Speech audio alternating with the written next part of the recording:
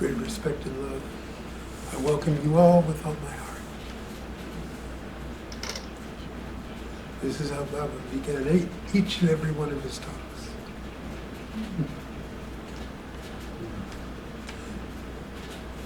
It is actually quite a profound thing to say.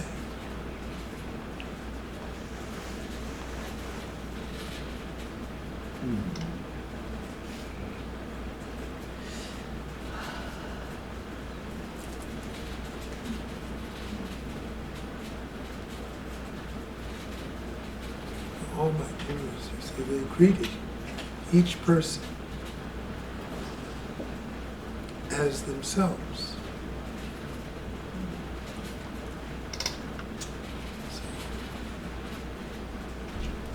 So of course, with great respect and love.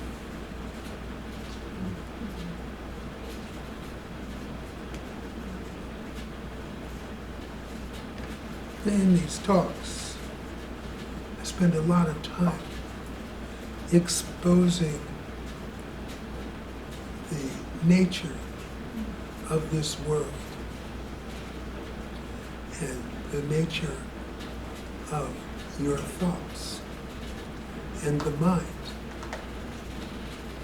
and those things that we commonly identify ourselves with, our feelings and our thoughts and our actions.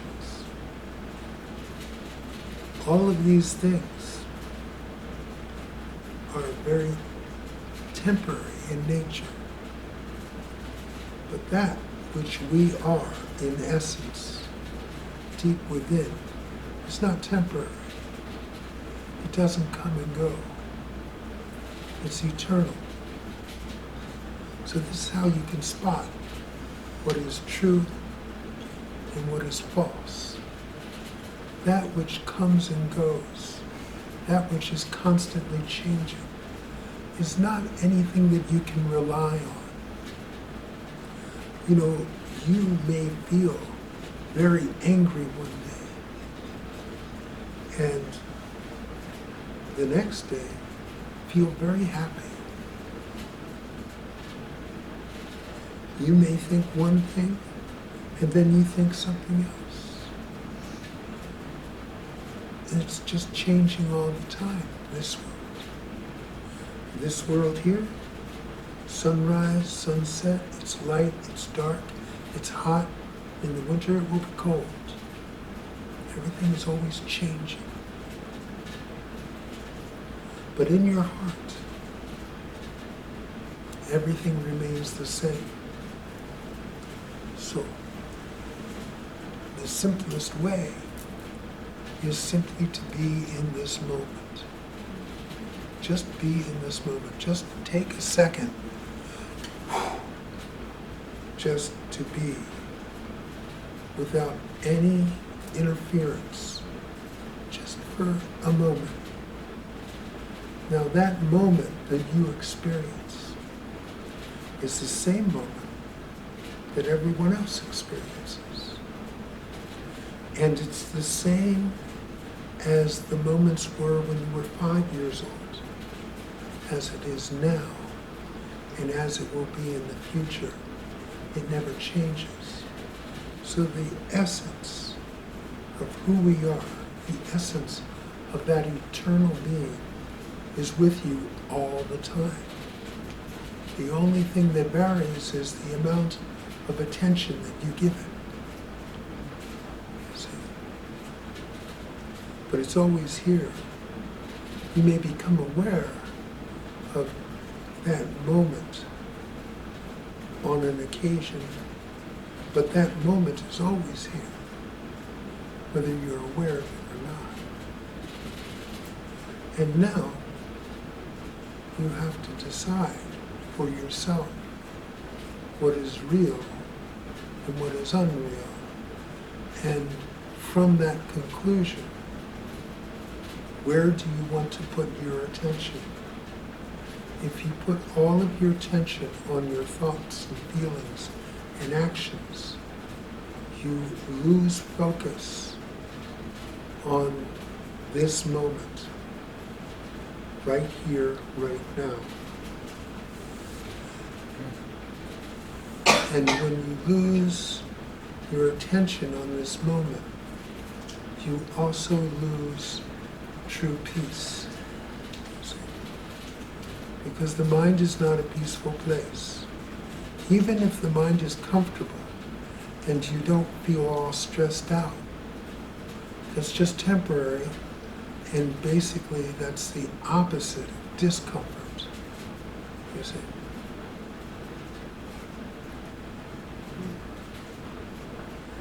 True peace has no opposite. True peace exists through everything. It exists through chaos. It exists through calmness. It exists through joy. It exists through sadness. It's always there. That's what makes it true peace. It never changes. So be careful about where you put all of your attention. Ultimately, what's required is a form of surrender. You know, Baba and Shree, they were renunciants. They gave up a lot of worldly things. Like their hair. And money. And all of the trappings of the human life. And that's one way to practice surrender, but it's not the only way. If you could just surrender the percentage of attention that you give to your thoughts, feelings, and actions, maybe tithe a little to God. Let's go for 10%. Just turn over some of your attention to that essence, you see. And Baba was always blessing everyone. And he saw not your individual nature, he saw the unicity in everything and everyone. He was constantly seeing that and being with that. And people really could feel it because he was relating to the deepest essence in each person. And people responded with great love, and they experienced it as great love. So you want to be able to embrace yourself in the same way. Every now and then, take the time to embrace that eternal nature that is within you. You can do this through meditation. You can do this just through being in your moment. You know, it's so easy to be in your moment. You can be doing anything, whatever it is. You can be working on your computer. You can be doing the dishes. You can be walking down the street. It's easy to be in the moment. You just simply be, and you see, in meditation, most people don't meditate with no thoughts. It just happens sometimes. But when thoughts come, you just don't entertain them. You don't grab them and get involved in them. There's certain thoughts that you do have to use in order to get through your day. How to drive the car, how to, eat your food, go to the bathroom, all these basic functions of life in a body. That's fine. But there's a lot of extraneous thinking going on. It has nothing to do with sustenance of the body or paying the rent. There's a lot of thoughts going on about who said what to whom and what it means and what I think and what's right and what's wrong and all of this da-da-da-da-da-da-da. It just goes on. Let it go on over here. It doesn't have to go on right here Because when all that stuff's going on here, and you're getting involved with your thoughts, and you start feeding them, and they start multiplying, and then you start having feelings about what you're thinking. And then that gets intense. And sometimes it gets so sticky that you can't shake it. And you're feeling anxious the whole day, or angry the whole day, or happy the whole day. It's like, you see, it sticks to you. Why not let God stick to you? Let that essence of who you are be your focus, and let that resonate in your heart, and go through your days with a sense of peace that is so great it knows no opposite. You can work with this, and I suggest everyone do, because really, everybody wants to be happy. And I think now we've all been through enough of life to realize that focusing on our thoughts and feelings just ain't gonna cut it. Whatever happiness you feel from that is temporary. Whatever goes up, goes down. Whatever goes down, goes up. And you're just on this roller coaster of thoughts and feelings. And while you're in that, you're forgetting who you are. And there could be nothing more uncomfortable than forgetting who you are. Especially when who you are is God. I mean, you're everything. Everything is contained within you. You are interconnected with everything.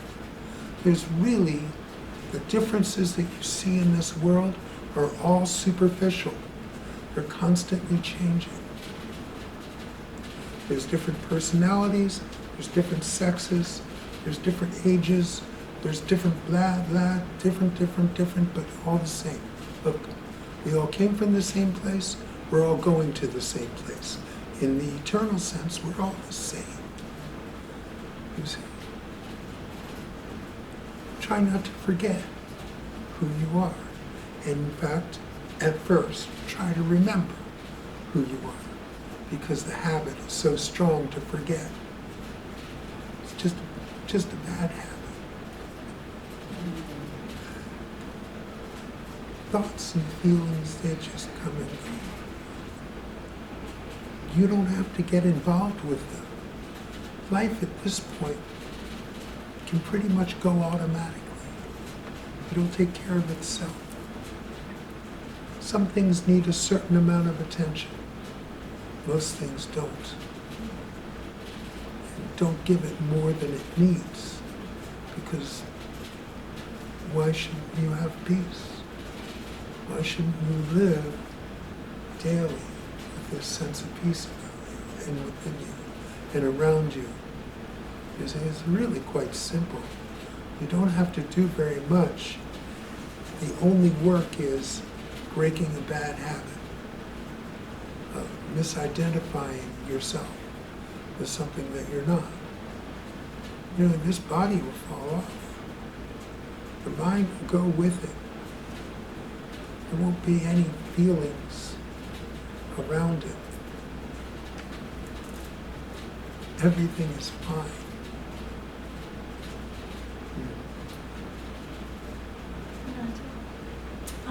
Since I've been coming here, I've found a lot more peace in my life in general. And that's been pretty consistent. But every once in a while, I guess just so that I can explore the whole plethora of feelings, I'll get up at like 2 in the morning. And these thoughts are like these little vultures on the bedpost. You didn't get enough sleep. It's probably cancer. These kind of things. And when I got up, I knew I was misidentified. And I was meditating, using those kind of tools. I still knew I was misidentified, but I didn't have enough awareness to shift that at the time. So here I was in this state of anxiety. And so there it was. I mean, I learned later that it was actually beneficial because I was at a high school reunion supper, and some of the people in my group one said, "Oh, I started a PTSD group," and another said, "Oh, I also have anxiety issues." And so I found it helpful to share. But yeah, so I found myself stuck and caught on Thursday with this interesting, until it shifted. What do you do for creative outlet? It's a good question. I work out or I sing. So, I just saw an interview with Taylor Swift, and she was in her house playing at the piano. She said, most of my songs are written here. Usually, I wake up in the middle of the night and can't sleep for some reason, and I sit down at the piano, and a song comes out, you see? So she's used that anxiety to channel creative energy. You see, she's made it work for her. So you might, in the middle of the night, have a way to express your creative energy and make good use of that time. You see that? No. When I'm having difficulty sleeping, when I wake up, kind of have a rough dream or something, I just get up. There's no sense in wasting my time laying in bed. I just get up until I'm tired again. And do whatever work I do.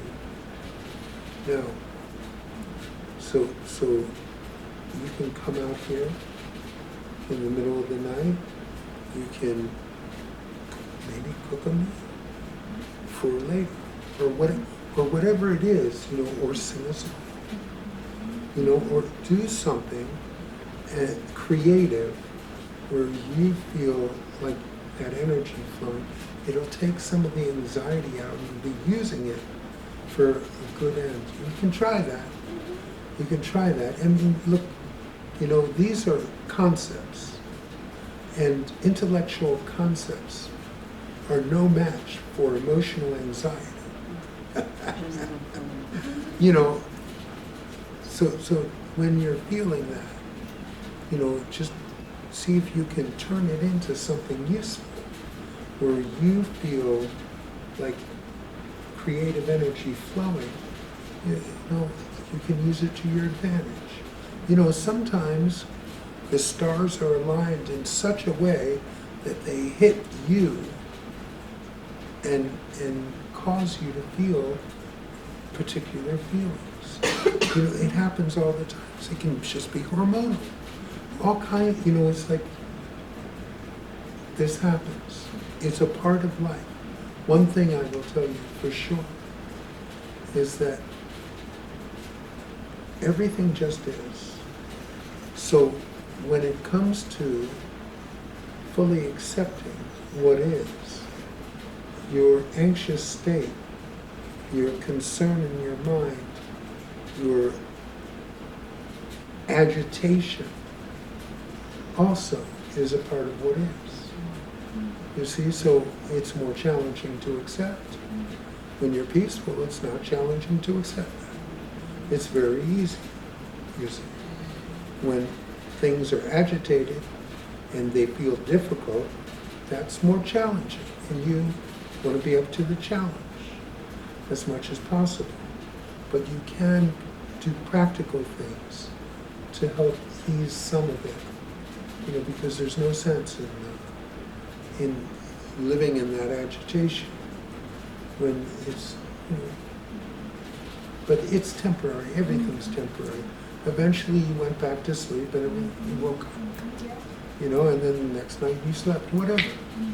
But that time, God was just throwing you some shit, and watching how you dealt with it. You see, so it's like see if you can keep your perspective, and if you can't, it's okay.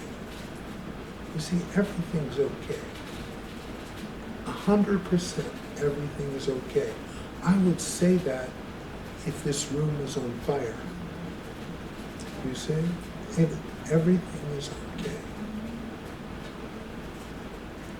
So you can tell yourself that too, because you have been through more than one anxious night. You have felt this feeling before. So far, you've always survived. And you know, just the peace you're talking about obviously has an opposite because it went away. So that's not the same peace I'm talking about. The peace I'm talking about is always there. Now your awareness of it comes and goes. So if you can do something to help, like you had mentioned meditation, sometimes you can bring yourself back to that place. Sometimes you can't. Sometimes the anxiety is just too high. And that's okay too, because it really doesn't matter if the who that you're not forgets the who that you are. It's okay. So just keep working with it and keep telling yourself that it's okay. It's okay no matter what. Okay? It's just be ruthless about accepting your situation. Ruthless, okay? So you can accept that you're agitated and you don't like it. You know, you can accept that you don't accept it. You see, then you're all covered. Your acceptance is complete. Okay? Just see, but know that the peace that is in your heart is always there. It never changes. And it never goes away. Only your awareness of it comes and goes. Eventually, this character, this personality, and all of its conditioning, all of that eventually just falls off. And if you're lucky, it gets surrendered before it all falls off. And then you get to actually be in this world without it, without the anxiety. Mm-hmm. Or even if the anxiety's there, it's like over there. It's not here. Because here is this moment. You can call it God, you can call it consciousness, you can call it love. But here is peace, front and center. What used to be here front and center were thoughts and feelings and opinions and values and judgments. That used to be here. Now they're over here and no one's feeding them dinner. So they don't get big and ugly and they don't reoccur and come back for more.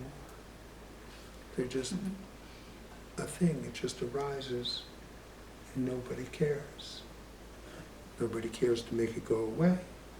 Nobody cares to get involved with it. It's just the way it is to be a human being. Human beings have thoughts, and they have judgments, and they have feelings. Fine. Let it be over here. Because this moment is all there is. That's all there is. That's all there's ever been.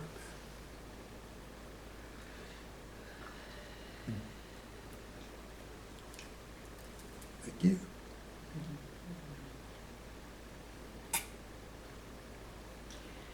So I feel people, I always have, just feel people's emotions a lot. I walk into a room and I can feel people. Yes. And if I have a friend or a family member who is feeling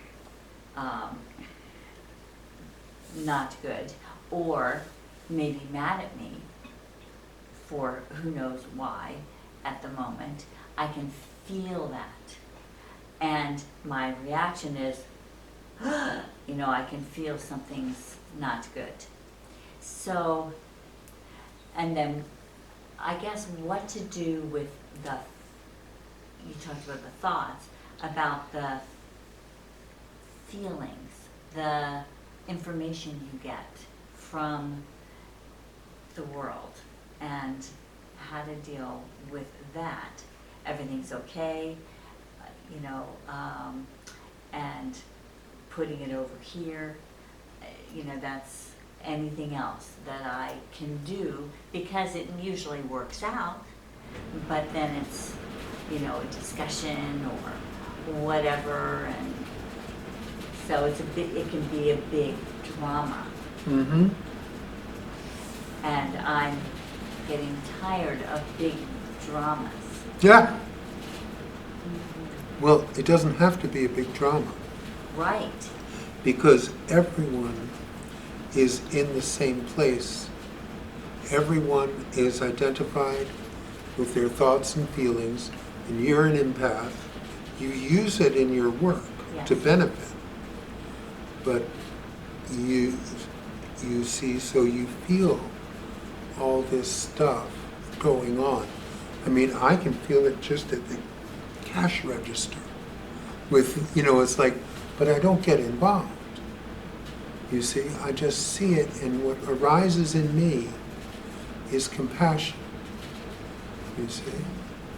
So, because I know that what that suffering is, it's just a form of suffering.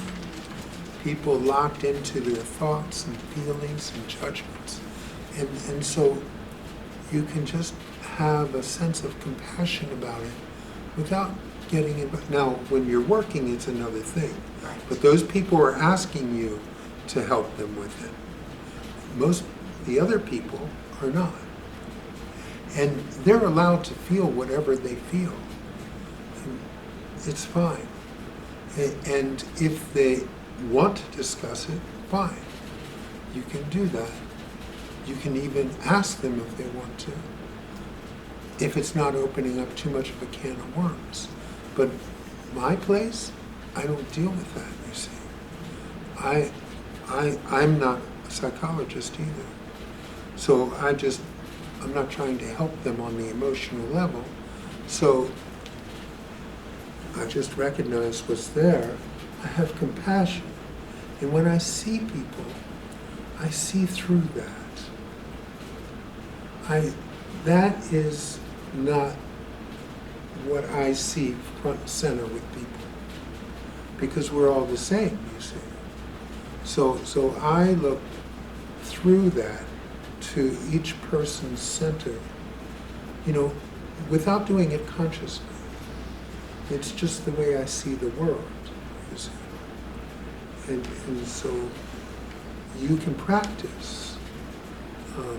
If it's someone that you're not working with, just seeing it and seeing the person and seeing the stuff and the involvement, feeling that's going on, and having compassion for their state, because you know what that's like.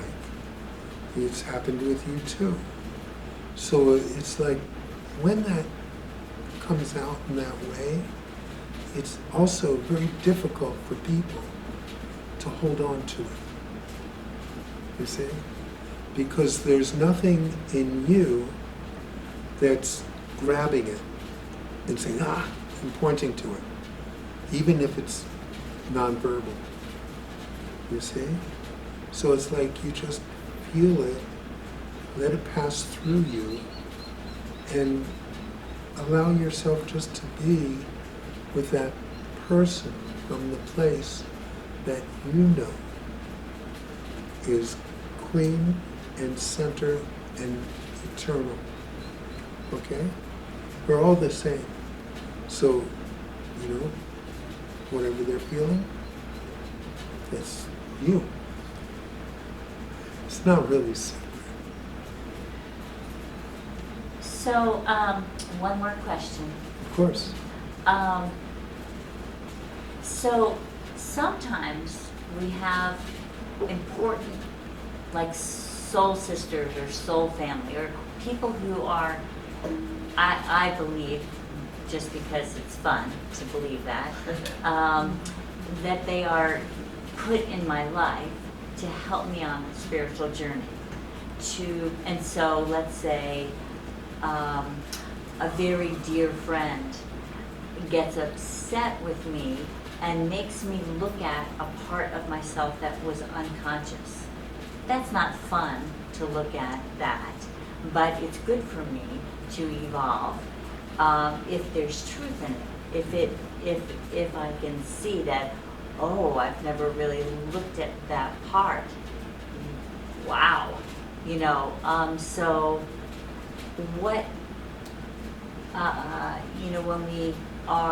when certain parts of us come out in intimate relationships, and we do see that we have a part in it, that we contributed to this negative interaction or whatever. Is that good? Is that bad? What do you think about that? If you have resonance with it, fine. It's not good or bad, but for you, it may be something that you enjoy or not, you see? It's just a particularity of your personality and conditioning and, the way that you were made that draws you to a particular action, a particular situation. Okay, so you feel nourished by it. That's fine. But all of this is ego work. Okay? This is just strictly what you're describing is ego work. And my job is to diminish the ego. You see? So I don't put emphasis on how to manage ego issues so much, you see? It's okay, that's your job more, you see. But I think you do whatever it is that you have resonance with, of course. And I don't think any of this should interfere with that, you see. You do the things that you have a natural affinity, and that's fine. But none of that needs to be front and center. It's better if God is front and center. And just that I use the word God, but consciousness, that sense of being, that sense of presence, that undefinable sense that is with you all the time, that you can feel when the mind is quiet and you're just in this moment, you see? That should be here. And all the rest of the interplay that goes on in your life, let it be over here. It'll be fine. It'll be fine over here. You see? You can enjoy things. In fact, I can tell you, you can enjoy them even more if you are not personally involved. Because then you can just be with them 100%. When you're personally involved, there's all these rules, and there's all these restrictions, and there's all these protections that need to be there because you're personally involved. You see? You don't have to be personally involved with anything. I recommend you give it up.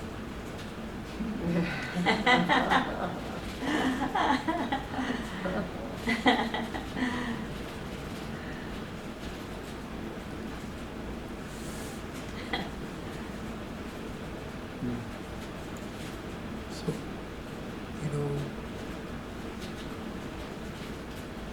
sense of being I'm talking about, it's not personal. It's not like your sense of being. It's not something that's yours. If anything, it's something that owns you. It's not something you own. It's not something you can have, because it has you. Every moment, there's something that is embracing you. You know, you think it's your life, but you have nothing to do with the fact that your heart is beating. And that beating of your heart has everything to do with whether there's a life or not. The moment it stops, you'll notice this. But it hasn't. So what is making your heart beat? What is throwing these thoughts your way? What is igniting the fire of your emotions? What is doing that to you? It's not you. Even though you say those are your thoughts, they didn't come from you. Now, after a while, you might have worked with them enough that you could convince yourself that they're yours now. But initially, they came from somewhere else. The emotions, too.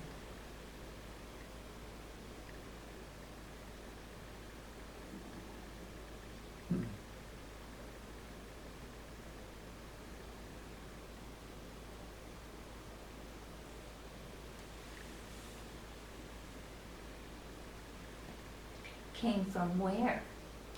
Yes, indeed, where? You want to know the answer to that, don't you? I do.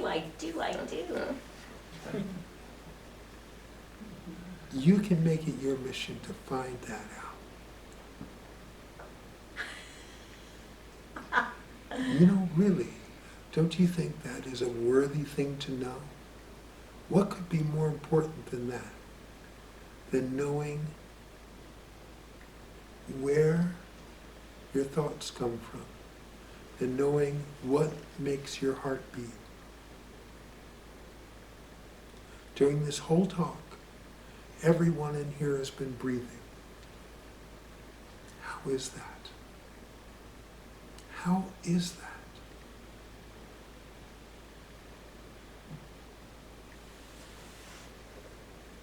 I mean, what would happen if you just forgot?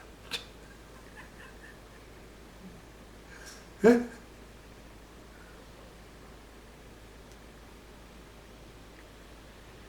doesn't require you to remember. There's some force within you causing all of this to happen. So you want to know. Really, you want to know. Who am I?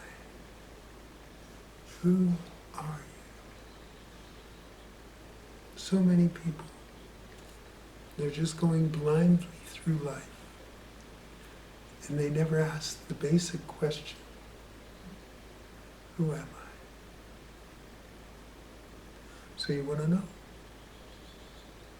I made it my life's mission to find out.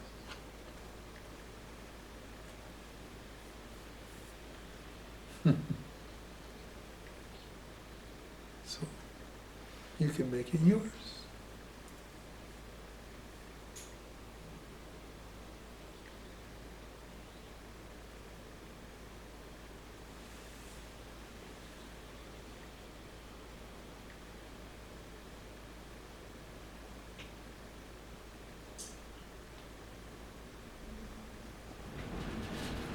But Ananta, wouldn't the question be who needs to know? Well, yeah. Ultimately, yes, the seeker has to get out of the way. But for now, we'll be happy if the seeker is on the path. No, there are cases where it's not necessary. good. But in my case, it was necessary to begin the journey, you see, to find that which is actually unknowable. But I thought I had it pretty good. Yes, so ultimately, of course. But, you know, you have to start somewhere. And it's very difficult to get to where you already are. It's a long, hard journey. So, I guess you have to start somewhere.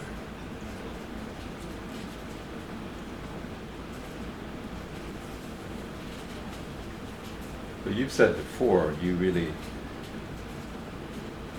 indulged yourself in learning about your ego, so you could know what it is, which isn't who you are.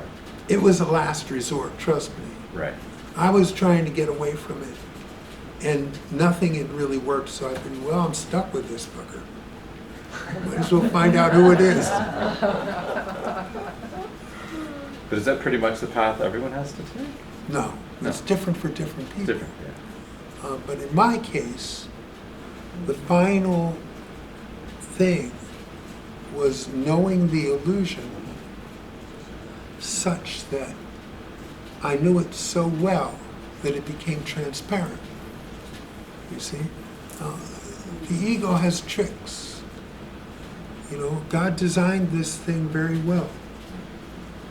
And the ego cloaks and it's smoke and mirrors, and it's very difficult to pin down. But once you pin down the ego, it can't fool you anymore. It's like the emperor has no clothes. An illusion is an illusion. But as long as it can play its game, it seems like it's real. And the magicians, you know, they make it, illusion seem real. And everybody's like, whoa, that's really cool. How did he do that? You see, but if he told you how he did it, then it wouldn't be cool anymore. So I found out how the ego did it. And when I found out, it just didn't have the same effect it used to. And it became transparent, and it became obvious. And then when the ego was doing its thing, blah, blah, blah, blah, blah, and trying to get me all involved, it was like laughable. It was like, okay, let me get this straight. So you want me to be involved in these thoughts and feelings and judgments when I can just sit here and be in complete and total peace? Let me see. This is a hard decision. You see, so it tried, but it just couldn't grab the attention that it used to. And just in that the ego could no longer command 100% of the attention, it lost its illusion of power, you see? And then it became diminished. It went from being the cool magician to just being a functioning tool for the body, you see? And at one point, at the early, I was like everyone else. And I had self-identified with my thoughts and feelings. Well, this is who I am. And this is what I did. And I did it really good, or I did it really bad. And I feel this about it, and I feel that about it. And this is right, and this is blah, blah, blah. And all that was who I was. You see? Now, Baba said, God dwells within you as you, but I was all involved in my thoughts and feelings. You see, I wasn't looking at the eternal aspect of my being, you see? Until I saw the ego as it is, and then it was diminished. And in that diminishment, I could see what was always there. And I could just be in all of that, you see? So you can just live your life from that state of being and let everything else in life that goes on, go on. without being personally involved in anything. There's no more personal involvement because there's no more sense of yourself as a person. You see? You become the essence of who you are, which is not a person. It's universal. It's the same in you, it's the same in me, it's the same all the time, it's the same as you were before you were born, it's the same as you will be after you die. It's always there. So it's universal, so there's no applying this to a personal thing, but you know, in the meantime, you're seeking something for yourself. You want it. You want that peace. So you try and get it. You see? That's all. It's a funny game, but it's how it's played. And then, eventually, it all falls off. Eventually, everything gets surrendered on its own, a matter of grace. But it does. It gets surrendered.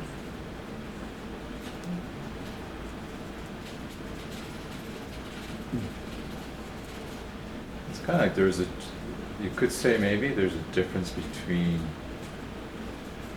aspiring to feel peaceful versus being at peace or in peace. Yes, indeed. Indeed. Because as long as you're going after it, ultimately, that ain't it. Because if it's something you could get to, it wouldn't be what I'm talking about, because I'm talking about something that you are. Right. So the one who you're not is trying to get to the one who you are, but all I know is that it works. Even though that isn't the answer, it kind of gets the mind in alignment with the process. You see? So it's an unwitting ally to its own demise. I think I might have spoiled it. Sorry.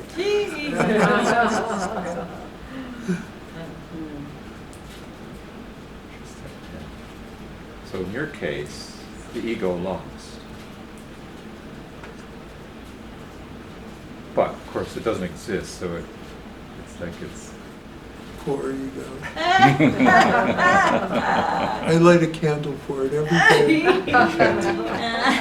I'm sure you miss it. I had a part of my writing in the night writings is the land of abandoned egos.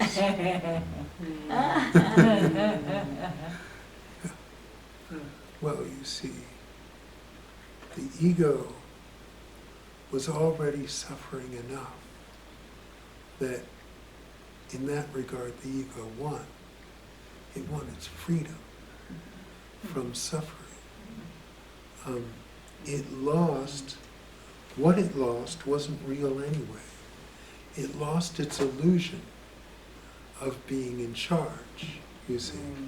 God was always in charge, but the ego pretended it was, you see. So it's kind of like,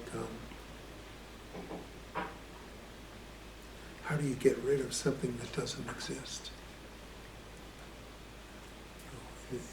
It's all right.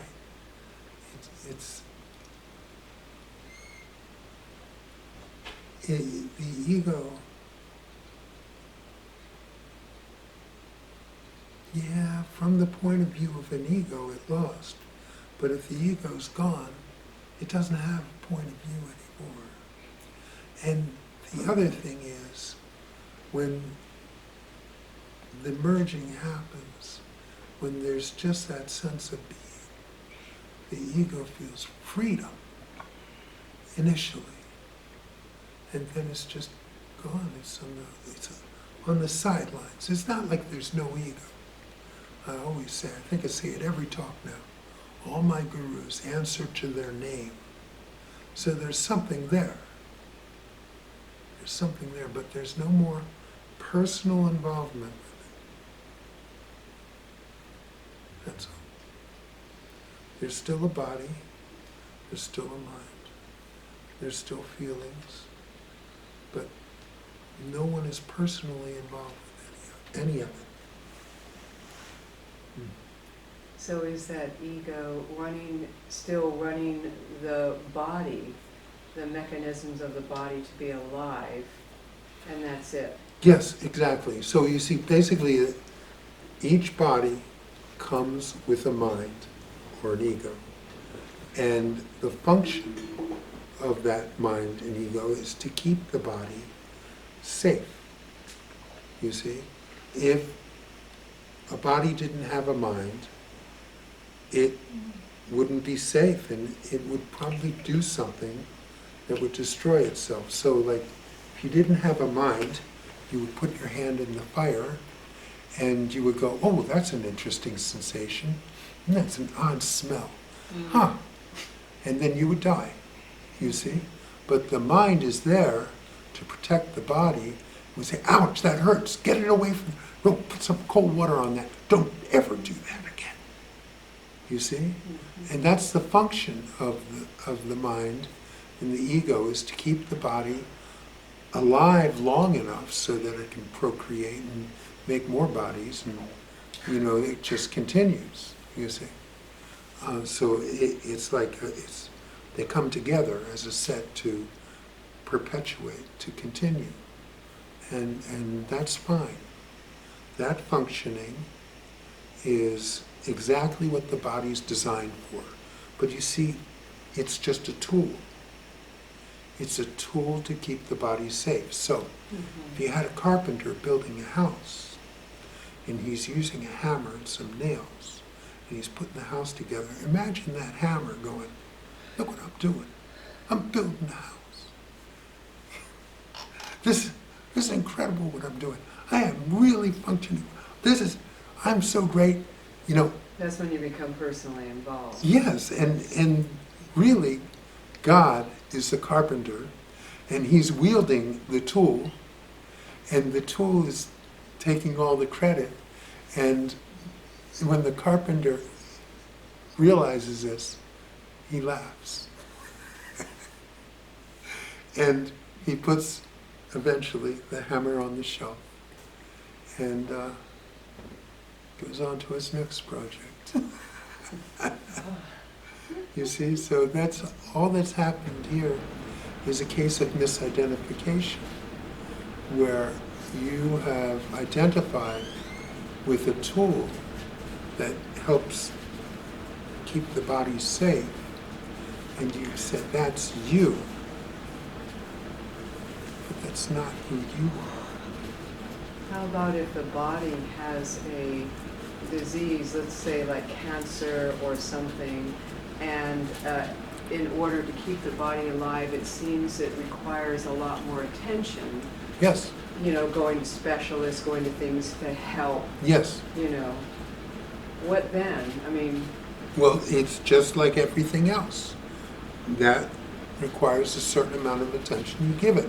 But you see, what will happen is the mind will go, oh, what did I do to make this happen? Oh, I should, why is this happening to me? Oh, I don't like this. Oh, blah, blah, blah, blah. All that involvement, you see, that is unnecessary. But certainly, you do what it is you feel is the correct thing for sustenance of the body to continue. There again, what's resonating, what seems to be pulling you to do. Yeah. Right. And it's also the things that you resonate with. Someone else might, say, I'm not into this medical treatment. And maybe they go to something alternative. Maybe it works, maybe it doesn't. Same thing with the medical treatment. Maybe it works, maybe it doesn't. Because when it's your time, it's your time. And, cancer happens. And, basically you're dealing with a machine. And all machines break down after a while, and they break down from different causes, different things. And so that's what's going on. Really, here's the thing. So I never had the sense that I could possibly die. I never had the sense that I could possibly be born either. Now, the body will come and go. It will go, I'm sure. It's bound to happen. Right? But even if I were on my deathbed, I wouldn't have the sense that I was dying. Just this body was breaking down and expiring. That's all right. They do that, all of them so far. Except for my mother.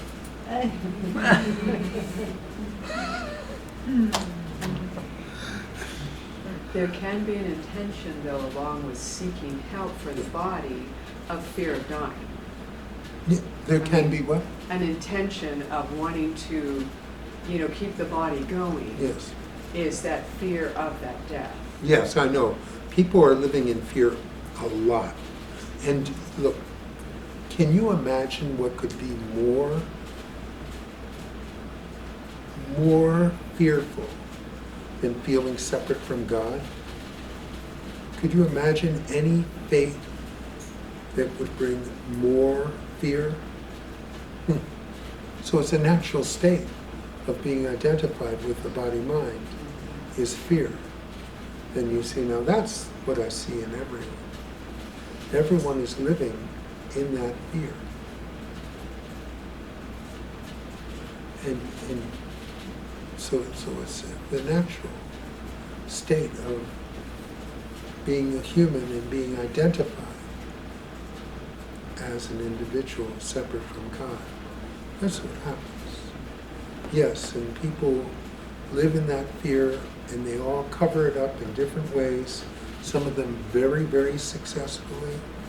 Some of them make it work for them. And some people are on the street talking to themselves. All different ways of dealing with that fear. So,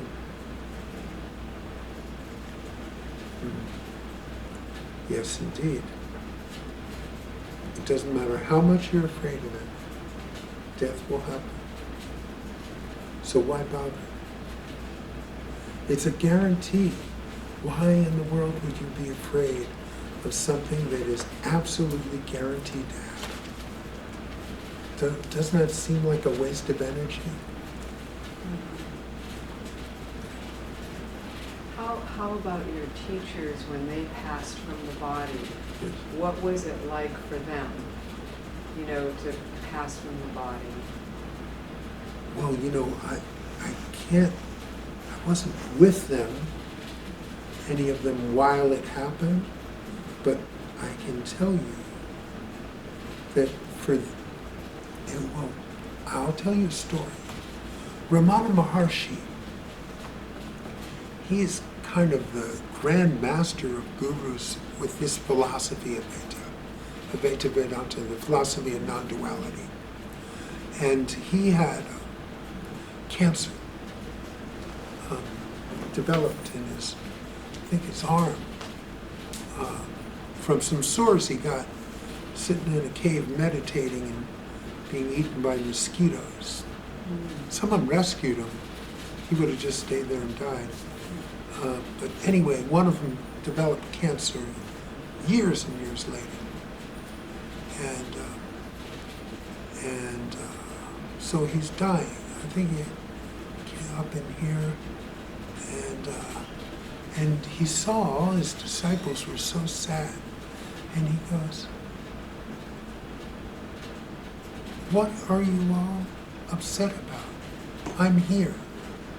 I'm always here." You see? He was not identified at all with the temporary body. He was with that essence of everything, which is always here. And he wasn't going anywhere. No. Ramesh told me his guru. He told me about his guru. And we talked about him, his guru dying. And he goes, "My guru was never born. How could he die?" You see? So it's a totally different different way of looking at the whole thing.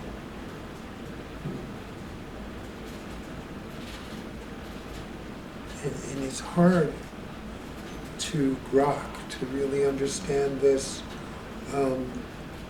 from here, because this is so identified, you see. But if you can just imagine what it's like to live life without personal identification, then death is nothing. Nothing but a body expiring. It's like a car dying, finally goes to the junkyard. Gets crushed.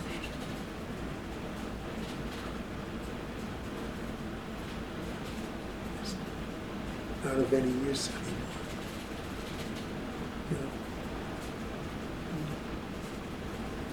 One time, someone came to Ramesh. He was all dressed in white. It was one of those Western sadhus. And he really wanted to see Nisargadatta, which was Ramesh's guru. But Nisargadatta had died a long time ago, years before. But Ramesh was his kind of number one disciple. And so he went to see Ramesh, and he goes, Ramesh, isn't there a samadhi for Nisargadatta? You know what a samadhi is? So it's like where oftentimes when an enlightened being dies, they bury him in a specific spot, and it's a place of worship where that being's energy can be felt. Well, in Nisargadatta's tradition, they were just cremated. They didn't have any of that. And Ramesh kept saying, no, there is no samadhi. And he goes, well, how about where he gave talks? Isn't there something there? And he goes, no, there's nothing there anymore. It's all gone. And the guy was really disappointed. He goes, there must be something left of Nisargadatta. And he goes, well, actually there is. You want to know where Nisargadatta's samadhi is? You want to know where he's buried? Right here. And the guy left disappointed. Wow. But I was fortunate enough to be there and hear all this, so I could pass it on.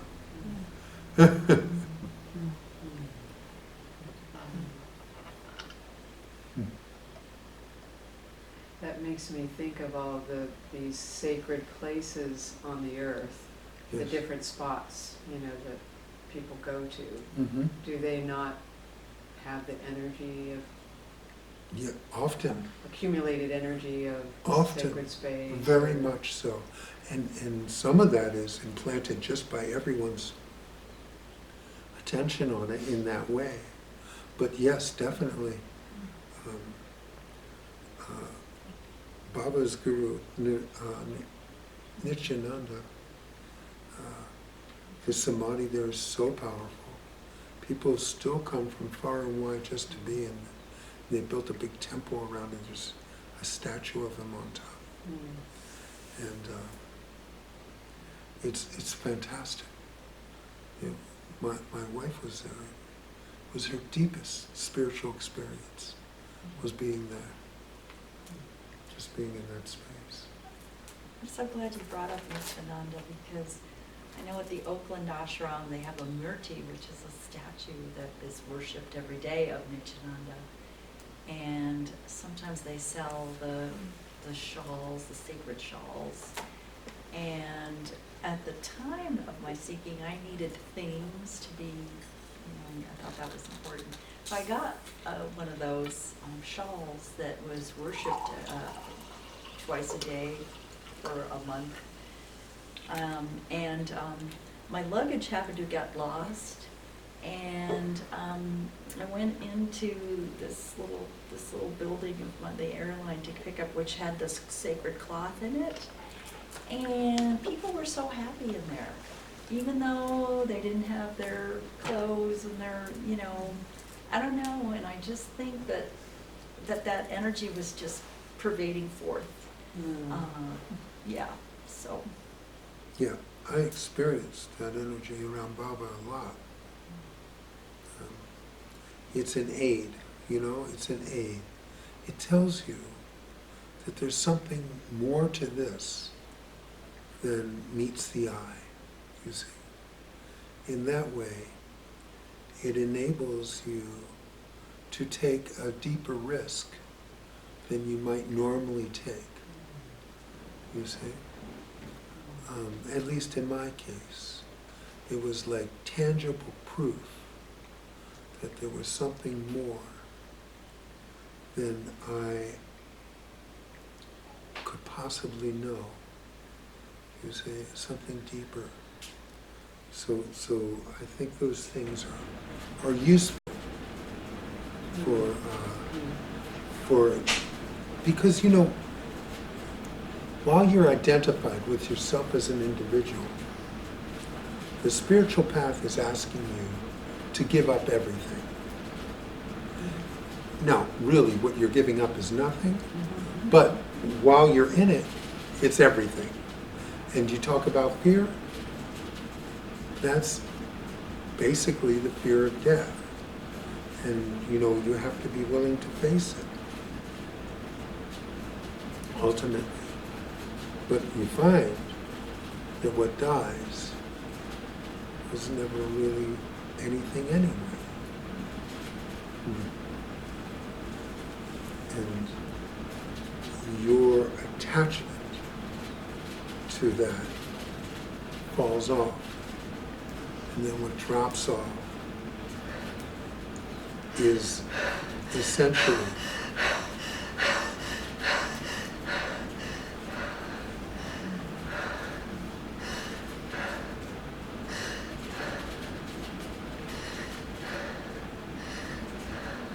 it just passes.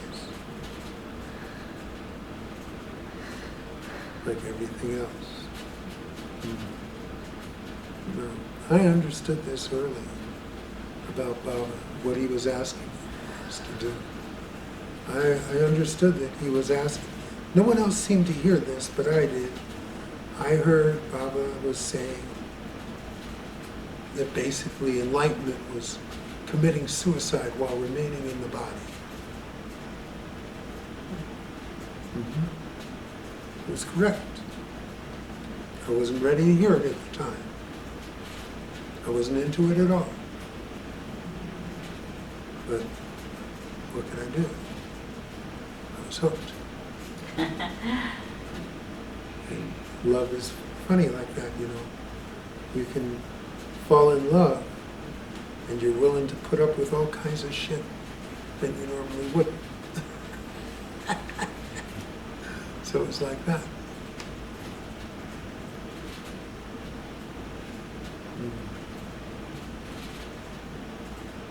So, I usually don't remember quotes, but somebody I admire just passed away, and his dying words were, and he's disabled, and he died because he fell, so it was an unexpected death. And he said, God did not do this to me, he did it for me. And as I thought that was pretty cool. Yeah. And then as I'm listening to you, I'm going, but listen to the me. Well, So yes. there he was, that's his dying words, because he lived his whole life as a midget and with many challenges, physically, socially. So what do you think of those, that as a dying realization? Could be worse. Mhm.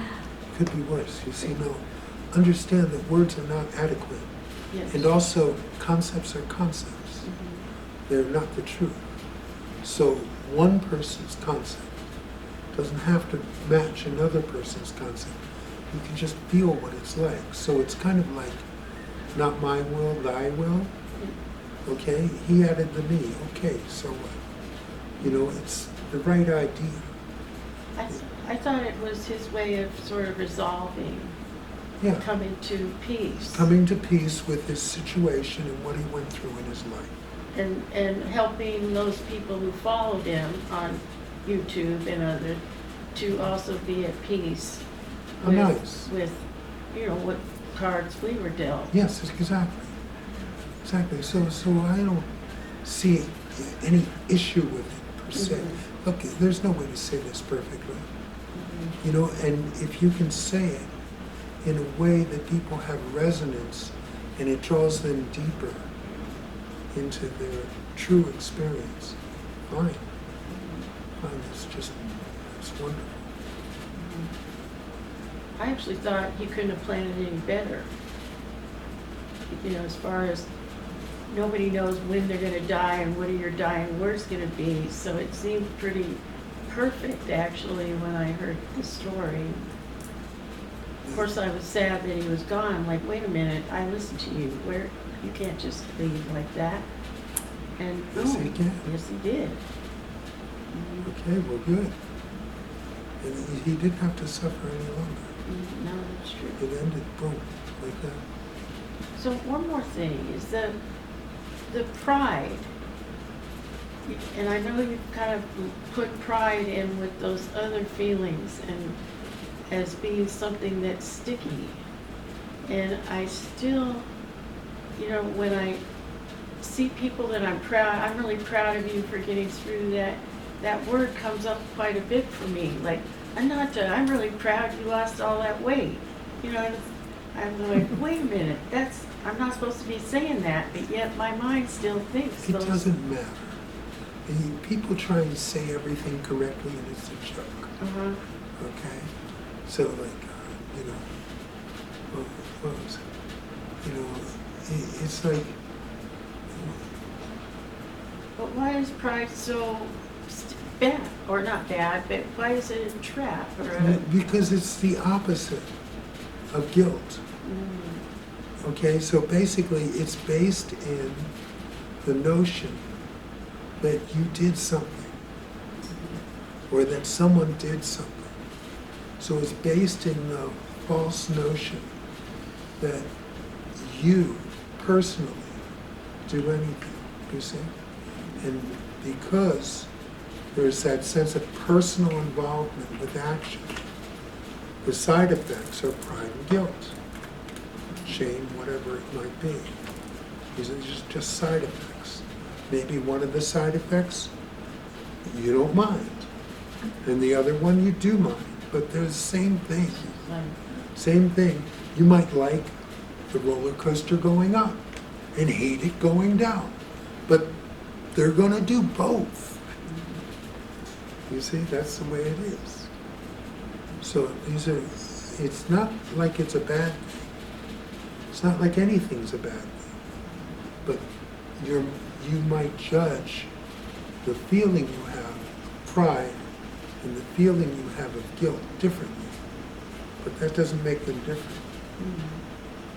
You know, pleasure and pain are just the opposite sides of the same coin. You see? So you're going to have both. They come together as a set. That's all. So they're just disguised well. Like people want to have certain feelings, like they like them. They like joy, and they like love, personal love. And they don't like hate, they don't like sadness, and they want to just have this and not that. But they come together. They're part of a whole. Joy and pain, pleasure and pain, happy and sad.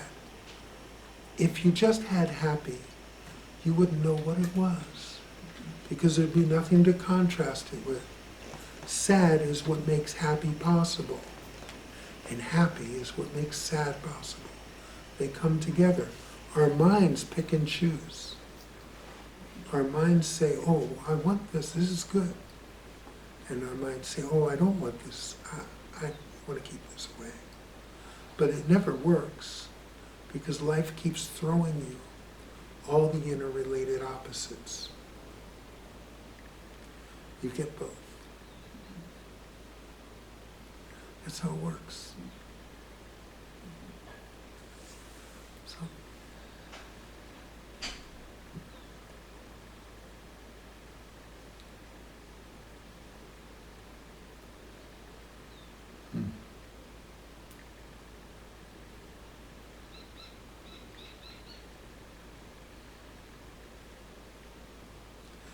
when I tell Kelly, oh, I'm really proud of you. It's like she knows it's so full of shit. And she's just like, shut up. You're not proud of anything.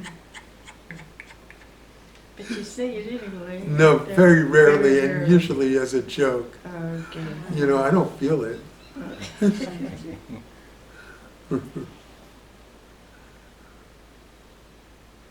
It's interesting because I've often said or made the claim, oh, I don't feel any shame, but I got lots of pride. So it's that cherry picking that happens, and you're saying that both of them can have their, Yeah. you know, that's just the illusion of picking and, You know, you can't have one without the other. Ultimately, maybe you're lucky and you get one for a while. And so, like, you know, you fall in love and it's like everything's great, and then things start going shitty and you feel the opposite. You know, that's how life is. Life, let's say you fall in love and everything's perfect, and well, one of you dies. And then you feel the worst possible pain of your whole life. Thanks a lot, love. right.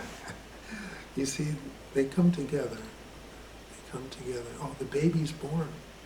And it's like the most excruciating pain the mother has ever been through for something beautiful and special and, you know, unimaginably cool. You see?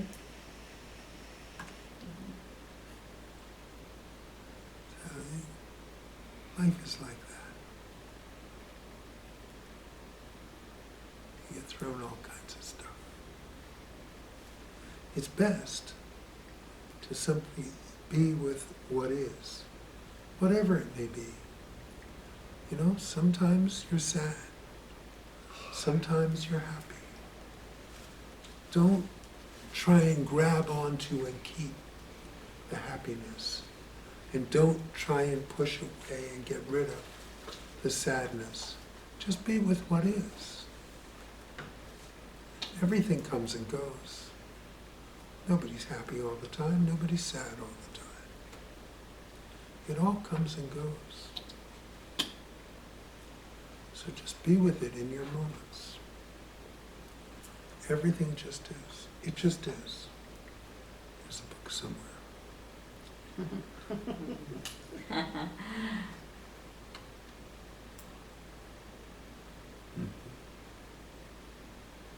It just is.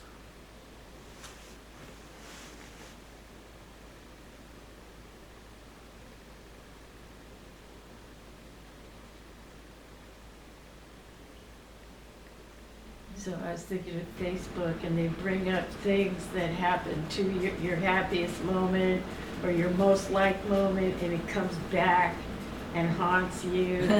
And so I was just thinking Facebook must be the most unspiritual way to spend your time, because it's feeding the ego. It's like a total ego machine where Yeah. it's Well, showing you the good times, showing you all your friending, friend.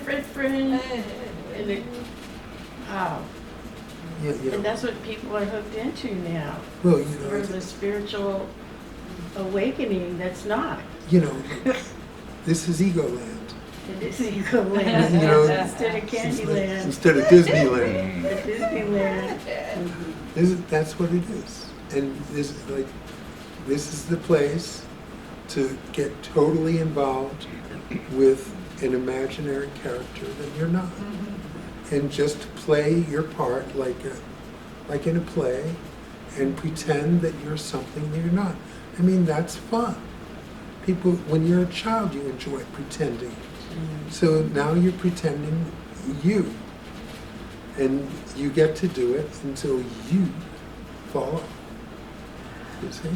And it's just to pretend. Oh yeah, and they taught me to be the best you could be. I mean, Well, that yeah. was one of the mottos. Right, how you doing it then? Sorta. Sort of, sometimes, a little. Yeah, whatever. I you keep know. coming back.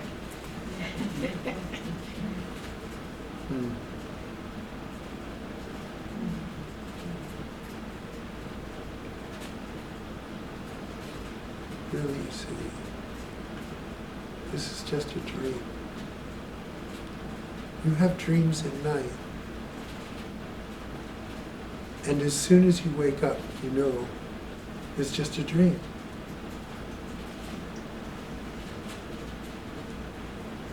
This is just a longer dream. It's not that long as far as the universe is concerned. It's only as long as a lifetime. But it's a dream nonetheless. And it's been going on for thousands of years in these little dreams. There are all these people thousands of years ago having their little dreams, living with totally different thoughts, totally different values, totally different beliefs. And that dream was over.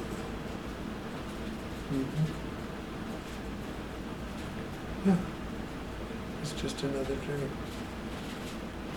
It's all right, but there's no need to take it so seriously.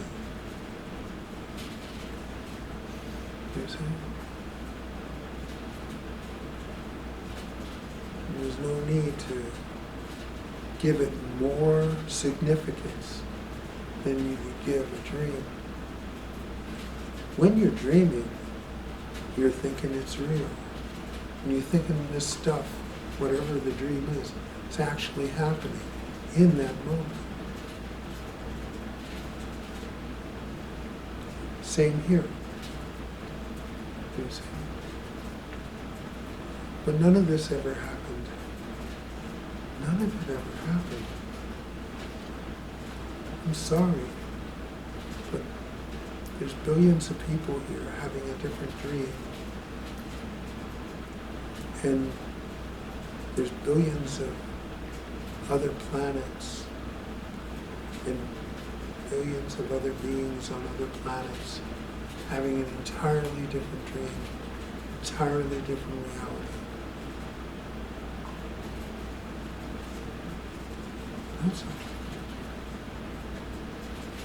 The truth is, we are all one. Oneness is all there is. Everything is interconnected. The entire universe is interconnected. We are pretending to be individuals, or pretending the way we were taught to pretend.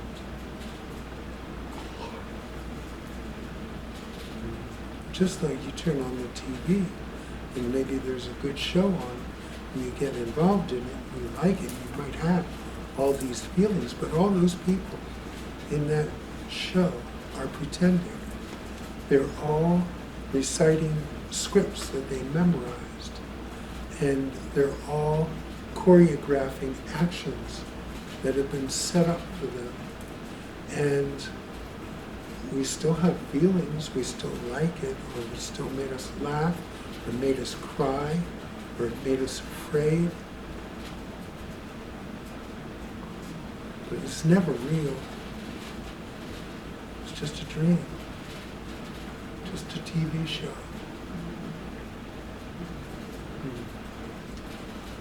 So you live your Tracy show, your Dan show, Donald show. It just goes on. It's just a show. Hopefully you have a good series. You have a nice run till your show gets canceled.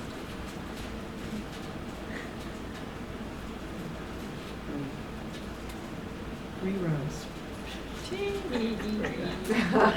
As you get older, yeah, seems like it.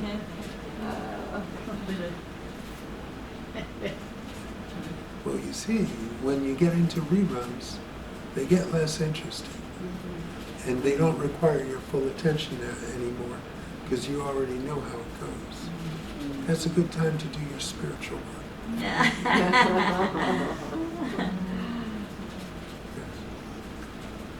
So I have a question, which is that there's something that it just consistently catches me. Yes.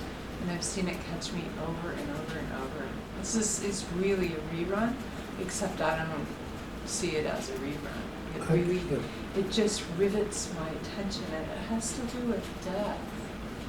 Like, so, you know, here's this, has to be high drama, you know, in this little movie. So what happened just like in the last week and a half since we saw each other is someone died that I really, really loved. Okay, so there's that. And then 2 days after that was the Hurricane Dorian. Yeah. And because I have, see, I'm getting really affected now, you're just talking about it. Because I have close friends in the Bahamas, I got really, really identified. Because I thought they were going to die. It's a thought, but it so grabbed me. And I was so identified, I was more identified that I can remember being in 4 years. And then what it was my sister-in-law, who I also really, really love. She was right in West Palm Beach, so she was refusing to leave for the mandatory evacuations. She always does that. She refuses to leave for the hurricanes. So I thought she was going to die. So it's all about death, and it's all about, like, it seems really, really real, but okay, I'm thinking that it really is real, and I'm totally identified. I'm not in oneness. I'm not getting that there's no life and no death. It really feels like I love these people, and well, one of them did die, and the other ones seemed like they really were gonna die. And it's all because of the news, really, on a certain level. But it catches me over and over and over. Natural disasters. I mean, the fire, when Andrea and I got caught in between the two fires, it's really weird, it didn't catch me. Like, when it has to do with me and this body, it doesn't catch anything. But when it has to do with someone that I really, really love, it really catches me. Now, by catches you, Identify with you identify with it. You know, there's nothing wrong with embracing your humanity and the fact that you have feelings. You see, there's nothing wrong with that. You know, I've told you this story before about Ramesh when his son died. It wasn't like he had no feelings. He had very deep feelings, and was just wailing. Okay, but there was no personal involvement with it. So they were just spontaneous feelings that arose.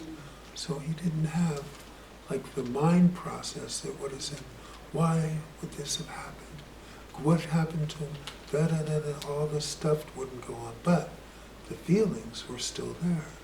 So you are able to have the most intense feelings you can imagine and still not have the personal involvement go with it, you see? So you don't have to just not have those feelings. You know, I too, when someone dies, often it arises, this deep sadness. You know, I don't know why, but I guess it's normal. So you have this, and that's fine. Now, the mind process that goes around on it probably is not necessary. There's some kind of idea or concept that if you're really free, you don't have that. No. Why is that in there? Is that a judge? There's a mind that judges. Well, you know, the mind idealizes what enlightenment must be. And the mind says, well, enlightenment means I'll never be sad again. Enlightenment means I'll never be angry again. But my gurus are proof that that's not the case. You know, the ones I knew intimately, they had different emotions at different times. Maybe not that often, but it happens. Okay? So it's perfectly fine for you to have an intense reaction about death. You know, it could just simply be your conditioning, what you were raised with, how you were raised, that brings this up and makes it so intense. It's fine. There's no problem with that. It's not inconsistent. Okay, so what catches you is your judgment about those feelings, you see? Instead of just being with it as it is, you're saying, well, wait a minute, look at this involvement, look how I am. I shouldn't be feeling like this. Most of the time I'm not, but this really catches me. You see? You've made it into a problem where there is no problem. It's perfectly fine. So just be in your moments, whatever they may be. And you don't have to think that enlightenment fits into this little cubbyhole of total peace all of the time that you picture it to be. An enlightened being is at peace, even if the enlightened being is sad or angry. They're at peace, they're total peace. You see? So it's fine for you to remain human through the enlightenment. Yes. So can I share a story about the Dalai Lama? Why not? Why not? I need a break anyway. So he was at the conference, the UN conference on violence against women, and women told their stories about horrible things that happened to them. And so there's this one woman who was telling her story, and the Dalai Lama, there's 50 delegates there, he begins to sob loudly and uncontrollably, and so much that he had to put his head on the table, sobbing and sobbing. And then he finished, and he said, "You can go on now." So. Yeah.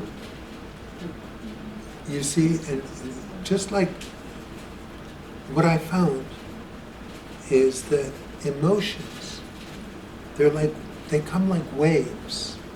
And if there's no one getting involved in it or trying to hold it or trying to get rid of it, they just come and they go, just like thoughts do.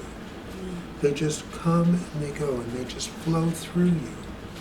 And so like Ramesh, when his son died, would be in his room wailing.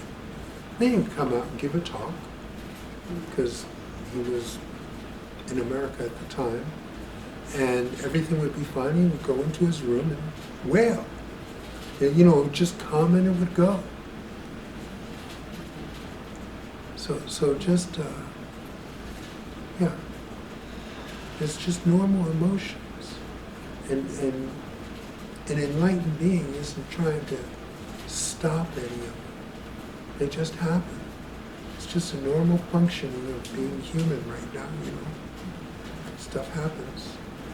Jacoby and I were talking though, and there was something that she said I thought was interesting about what she the story she told here, and that is that when you are in all those emotions though, you have like a big anger wave, a big grief wave, whatever, it really drains the body.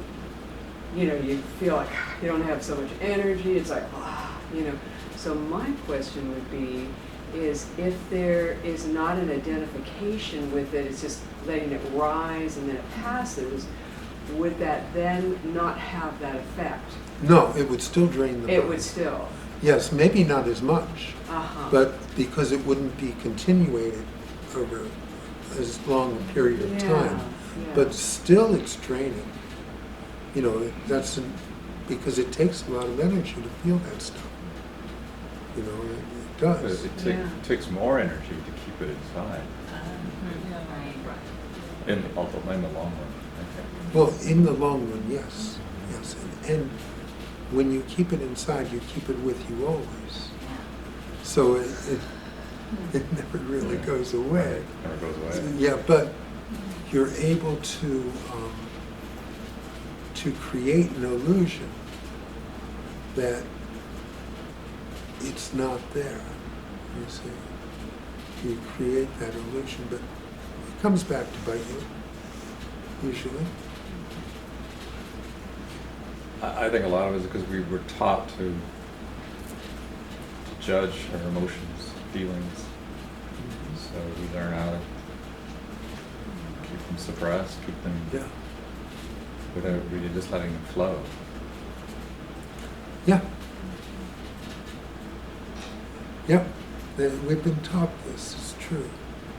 And, but it's all based in personalizing thoughts, feelings, and actions. When they're yours, then you evaluate them and judge them as to whether you want them there or not. You push them away, you see, or you try and hold on to them. And this makes things sticky. And it doesn't allow for that natural flow anymore. Right. And that's... Yeah, because I work that I do with people, I've always encouraged them to not try and figure out, like, oh, what is this feeling or emotion about? Because it just gets in the way. And Well, for some people it's necessary. But my sense of it is, if you need to know what it is, you'll find out. if you need to know, yeah. Yeah. In some cases it's important. Like I had that curious mind. I wanted to know. That was my nature. But it's not necessary, no. No. It's not necessary that you understand any of this bullshit I'm talking about. Really.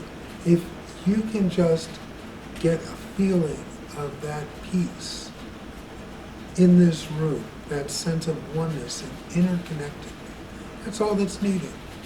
And if you can't put it into words or figure it out intellectually, it's not important at all. No. But I had the intellect to do that, and I had the desire to understand it. And because of that, I can talk about this stuff all day long.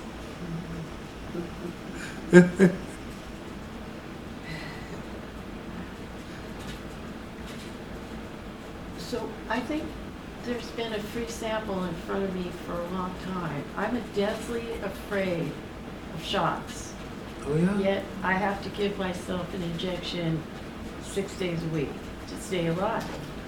So I've learned to put that fear over here Yeah. and have no excuses and do it in peace. And so that kind of tells me, and even though while I'm doing it, I'm sweating profusely, so the fear is expressing itself, but I face it and Indeed. do it.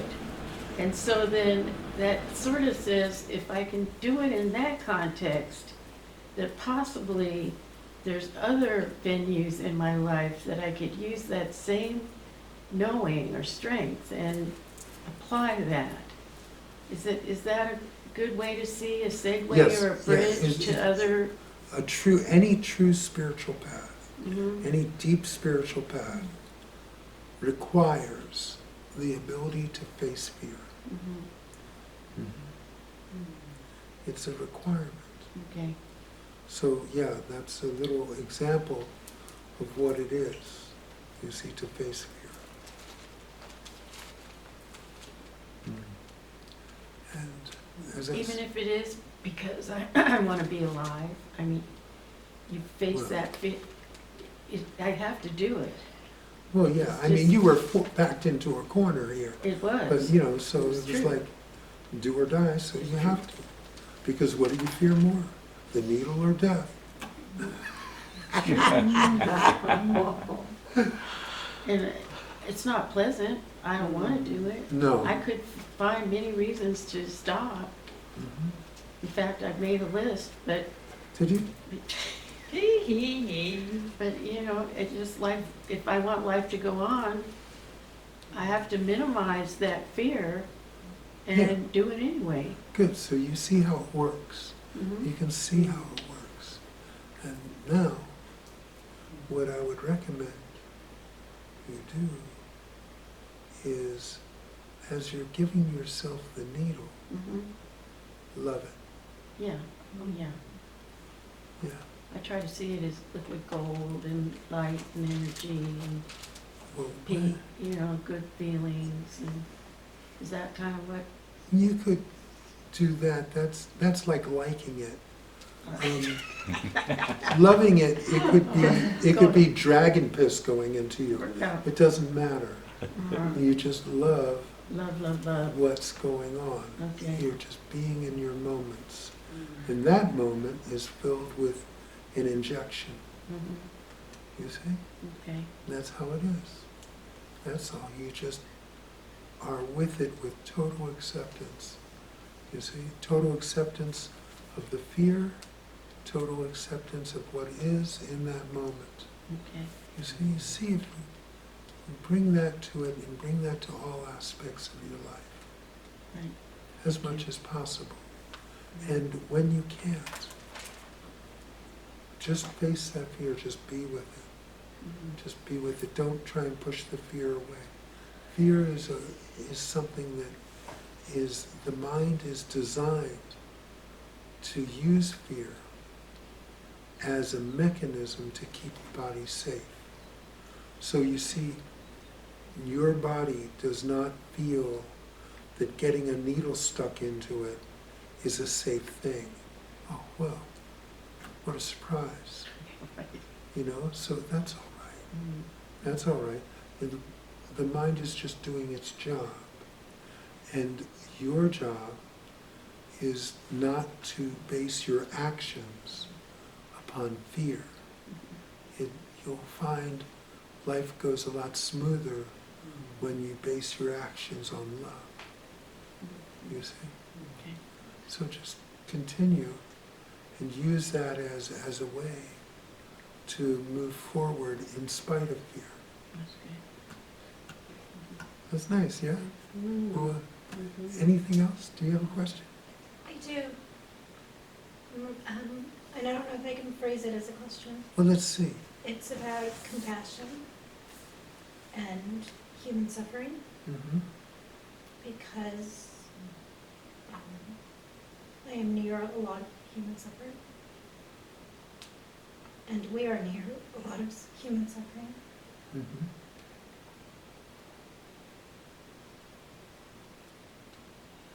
And when you talked about compassion at the grocery store, that sometimes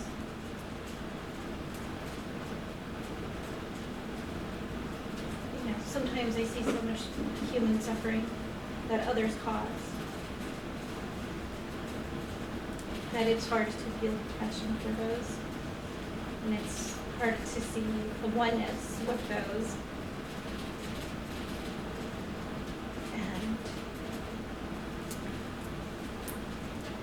it's hard to be it's hard to not think that I can do more. And so I'm tired because I do a lot.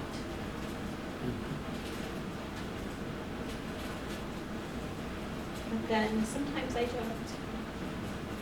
And sometimes I can't smile I don't have the time to go and smile at the person who might need a smile. It sounds to me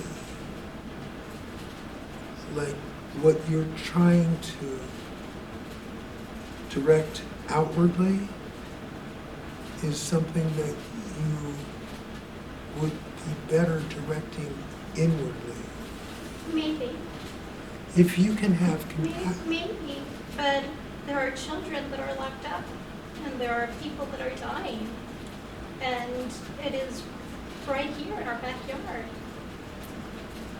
And I have a home, and I have children, and I have food, and I have water. extent. It's always going to be like that. Maybe not in the graphic sense that you described, but there's always going to be people who have less than you, far less. There's always going to be people who are in desperate shape compared to you. Okay? This is just the way of it. This is the way of the world. Now, you do what you can, but you will find that if you are able to find the compassion for yourself and for your own limitations and for your own feelings, that you will have more energy for others. But the work has to begin at home. You see? You are the one who really needs the compassion when you are feeling that you don't have what you need to give to others, or you are feeling that others need to be treated better. Treat yourself better and do what you can, acknowledging your own limitations. You see, and have compassion for yourself, because you're just one person, and you can only do so much. And you do what you can, which is good. Okay? There's people that are doing nothing.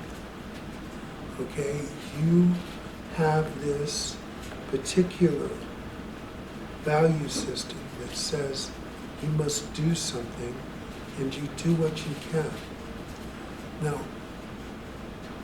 these people, all of them, are doing the best they can, including the ones who are not doing very well or very good things. But everyone is just working with what they have to work with. And not everyone is gifted and has as many tools as you do. Okay? More and more, direct your love and your compassion for yourself and your own limitations. You can only do so much. And when you are feeling inadequate, you are able to do a lot less for others. Okay? So when you're feeling inadequate, it means you need exactly what you are wanting to give to others. And if you give that to yourself, then giving it to others becomes effortless. It just springs from you automatically. Okay? That would be my recommendation, that you take a little more of this love and compassion that you feel others need and you want to give to others, and make sure you're giving it to yourself. Not to be selfish, just to be whole in the face of situations that require your compassion and your love. And where you have limitations and you're unable to have compassion for others, that's fine. It's not a requirement. You can have compassion for yourself not having compassion too. Okay? You know, acceptance, true acceptance, includes accepting non-acceptance. So you don't have to be perfect. You just be the way that you are. And more, give yourself that love. And give others that love. But when you feel like you don't have enough, when you feel drained, it's time to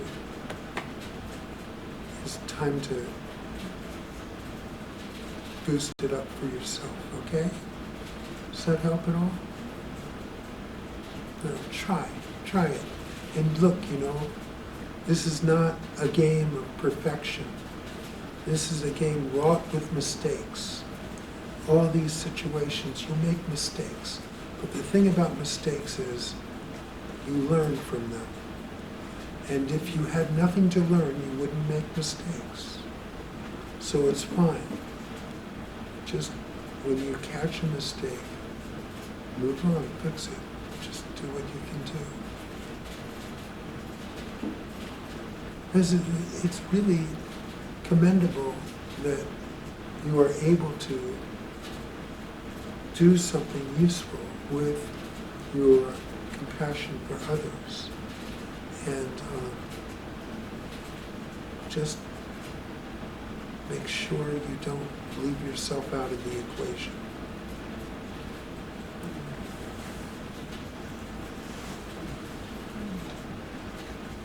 Okay? We'll sit quietly for a short time.